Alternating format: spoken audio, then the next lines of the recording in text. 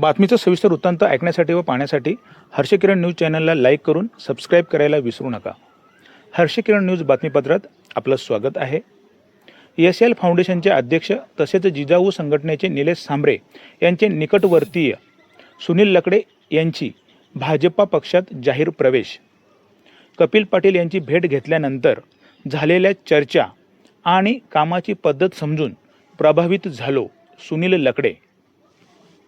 SL. फाउंडेशनचे अध्यक्ष तसेच जिजाऊ सामाजिक संघटनेचे निलेश सांबरे यांचे निकटवर्तीय विश्वासू असलेले सुनील लकडे यांनी अखेर दिनांक 5 मे 2026 रोजी वैश्य समाज हॉल शहापूर येथे माजी केंद्रीय मंत्री कपिल पाटील यांच्या उपस्थितीत भाजपा पक्षात प्रवेश केला।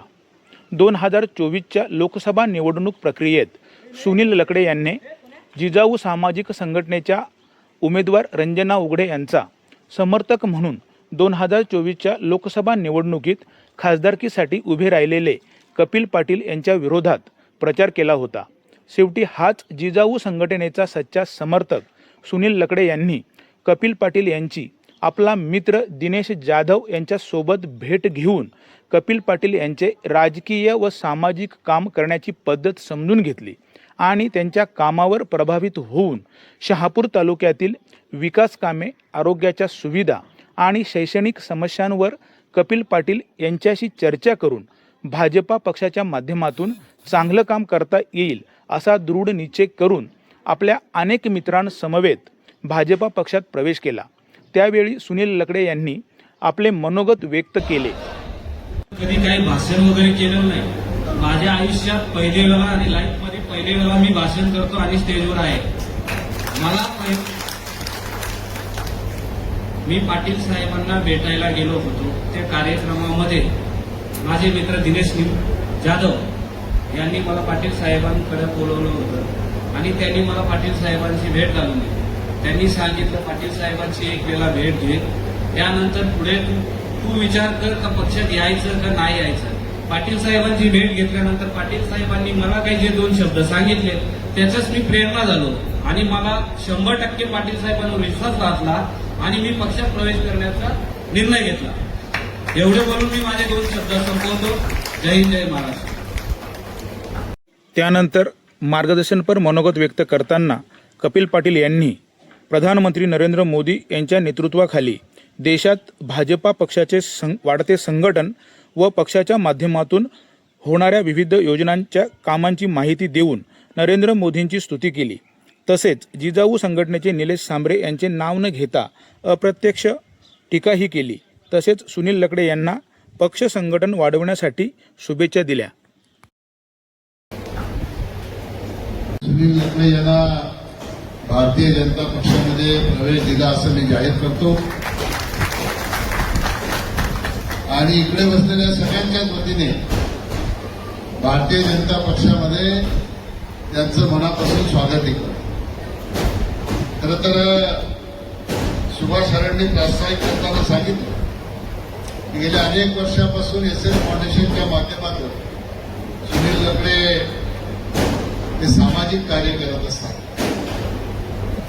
सामाजिक कार्य करत असताना समाजाच्या तळागाळातील लोकांना उपयोगी पडताना एक भाव निश्चितपणाने माणसाच्या मनामध्ये येतो की आता आपण सामाजिक क्षेत्रामध्ये काम करून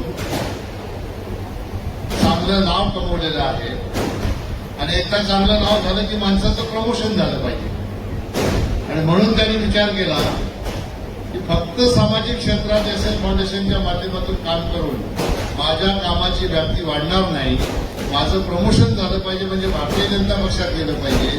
भारतीय जनता पक्षात गेलो तर फक्त समाज नाही तर पक्षाशी जोडलेल्या तळागाळातील सर्वसामान्य जनतेची सेवा मला करता येईल, हा विचार करून त्यांनी भारतीय जनता पक्षामध्ये प्रवेश केला। त्याबद्दल त्यांना मी धन्यवाद देतो आणि एक नाव निश्चितपणाने मला घ्यावं लागेल, त्याचा उल्लेख सुनील लकडेने केला। पुढे गेलो कॅमेरा घेऊन बसला। मी पांडुरंग बरोबरच्याही आधी, भास्कर जाधवच्याही आधी दिनेश जाधव यांनी सुनील लकडेला माझ्याकडे आणलं। हे बऱ्याच महिन्यापूर्वीची गोष्ट आहे। आणि मी त्याला सूचना केली, पांडुरंगला भेटून घे, भास्करला भेटून घे, सगळ्यांशी चर्चा कर, सुभाषला भेट. सगळ्यांशी चर्चा केल्यानंतर आपण पक्ष प्रवेशाचा विचार करून पक्ष प्रवेश करून. आणि म्हणून दिनेश जाधव याला मी धन्यवाद देतो. मुरबाड विधानसभेत कल्याणला राहत असला तरी शहापूरकडेही त्याचं लक्ष आहे. भारतीय जनता पक्ष कसा वाढेल याच्यासाठी तो सतत प्रयत्न करत असतो व आपल्या सगळ्यांच्या वतीने त्याचेही मी कौतुक करतो. खरं या ठिकाणी सुनीलकडे भाषण करत असताना पांडुरंग मला सांगत होता की पहिलंच भाषण आहे. सुनील कसं असतं बरं, काही लोक असे असतात राबवून घेतात, काम करून घेतात आणि बोलू देत नाही. का बोलू देत नाही? कारण त्यांना तुझं केलेलं काम जे आहे ते त्यांचं म्हणून सांगायचं असतं. भारतीय जनता पार्टी अशी पार्टी आहे ही काम तू येऊन करशील तेव्हा करशील, पण सगळ्यात आधी तू जे काम करणार आहे ते तू लोकांना सांगितलं पाहिजे, म्हणून तुला पहिल्यांदा बोलायला शिकवण्याचं काम भारतीय जनता आणि म्हणून भारतीय जनता पक्षाच्या माध्यमातून आपण जेव्हा कार्य कराल तेव्हा पुढच्या वेळेला तुम्हाला या गर्दीची भीती वाटणार नाही. तुम्ही बिनधास्तपणाने दुसरं भाषण कराल तेव्हा कोणाला असं वाटेल की हा खूप जुना कार्यकर्ता आहे, पट्टीचा वक्ता आहे. अशा प्रकारची तयारी निश्चितपणाने सुनील लकडेची भारतीय जनता पक्षामध्ये होईल असा विश्वास मला. खरं तर भारतीय जनता पार्टी निवडण्याची सगळीच कारणं आपल्या सगळ्या सहकाऱ्यांनी सांगितलं. पश्चिम बंगालचा उल्लेख झाला. खरं तर आपण सगळ्यांनीच आज देशाचे प्रधानमंत्री नरेंद्र मोदी, आपले राष्ट्रीय अध्यक्ष नितीन नवीनजी यांच्या अभिनंदनाचा ठराव आज करूया. कारण मी प्रत्यक्ष पश्चिम बंगाल अनुभवलेला. मी मंत्री असताना 15 दिवसातनं 2 दिवस पश्चिम बंगालच्या 6 लोकसभेमध्ये मी जात होतो. 2 दिवस मुक्काम करायला लागला.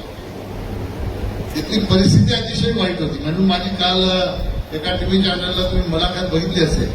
मी सांगितलं हा विजय भारतीय जनता पक्षासाठी महत्वाचा आहेच, हा मोदींसाठीही महत्वाचा आहे.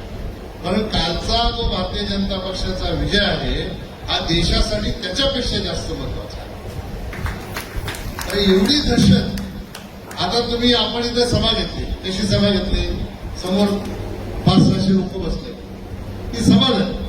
पण मी जायचो पश्चिम बंगालला, सभा कशी असायची माहिती आहे? माझ्याबरोबर एक 3-4 गाड्या असायच्या. तर 3-4 गाड्यांमध्ये आम्ही सभेला गेलो. समजा आपण शहापूरला वैश्यवाडी समाजामध्ये सभा ठरली. मी पहिल्याच सभेला गेलो आणि बसलो स्टेजवर. तर माझ्याजवळ 7-8 लोक बसले होते.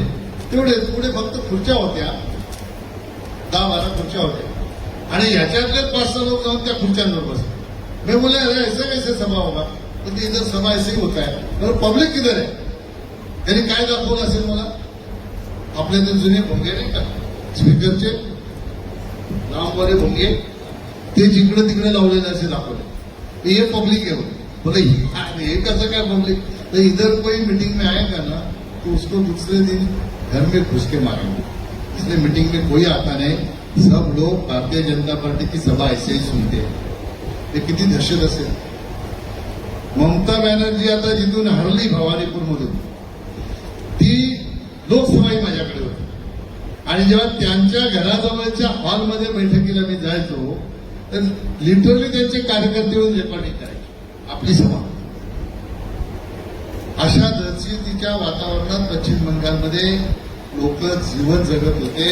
आणि आपल्याकडे राहणारे काही नेते, काही युपीचे नेते, ते विरोधी पक्षात आघाडीमध्ये काम करतात, ते नेते ममता दिदींचं कौतुक करत होते. आणि आतापर्यंत त्यांना असं वाटतं की त्यांची सत्ता आहे. तिकडे काय चालू होतं हे आपल्याला सगळ्यांना माहिती आहे.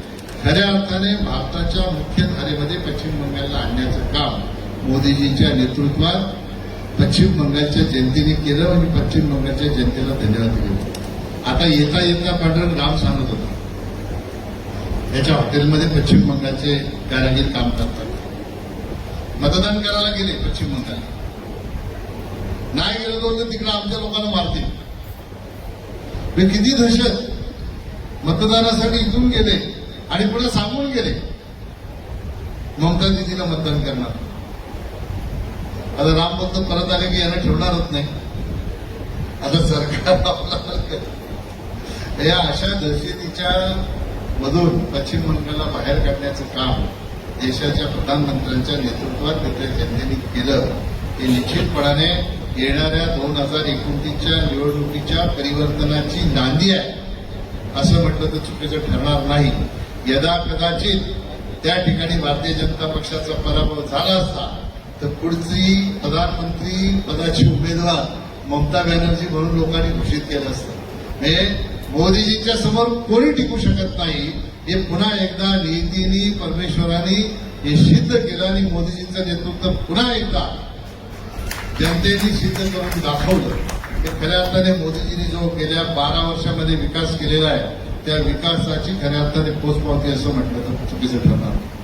मला अनेक किस्से बराच वेळ लागेल सांगायला गेलं. आपली प्रधानमंत्री आवास योजना पांढरण बांगला आवास योजना पैसे आपले बरं माझ्याच मंत्रालयाची योजना. एका घराला मी भेट दिली तिथं लिहिलं होतं प्रधानमंत्री आवास योजना बांगलामध्ये होतं. एक कार्यकर्त्याला मी बोलवलं इसको पढ़ो क्या लिखा है तो प्रधानमंत्री आवास योजना लिखा है. बोला वो उसको पेंट लगा के नीचे कुछ दिखता है देखो वो पढ़ो. आपण कलर लावलं की आतली अक्षर दिसतात ना पण तो बांगला आवास योजना आहे. हे केंद्र सरकारच्या पैशातनं दिलेल्या योजनांना स्वतःचं नाव चिकटून आहे. आरोग्याचा विषय काढला पंढरंनी. आयुष्यमान भारत योजना लागूच नाही. किसान सन्मान योजना लागूच नाही. शेतकऱ्यांना लाभ मिळत नाही. गोरगरीब जनतेला उपचार फुकट मिळत नाही.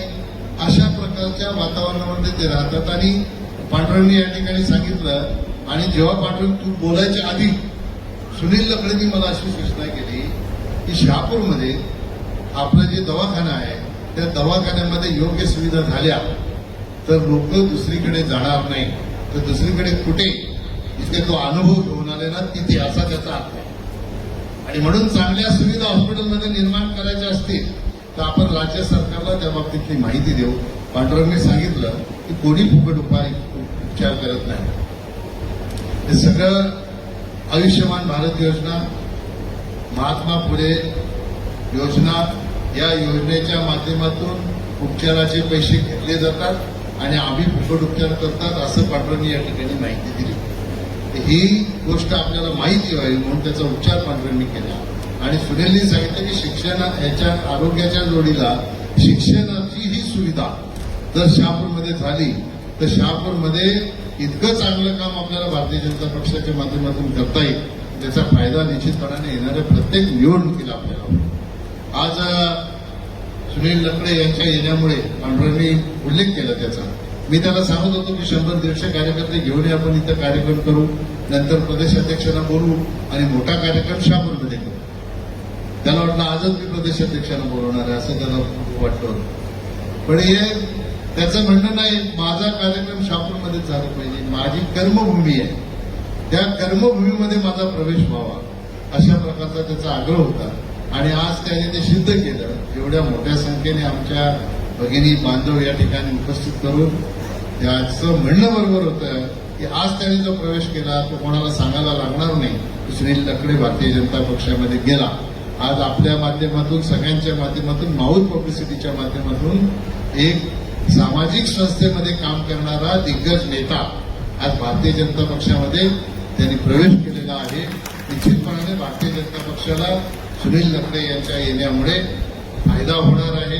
जिल्हा परिषदेची निवडणूक असो विधानसभेची असो लोकसभेची असो सगळ्याच निवडणुकांमध्ये त्याचा फायदा होणार. आणि खरं तर भास्कर बरोरा या ठिकाणी निवडून आला सरपंच झाला. मला असं मी माहिती घेतली होती.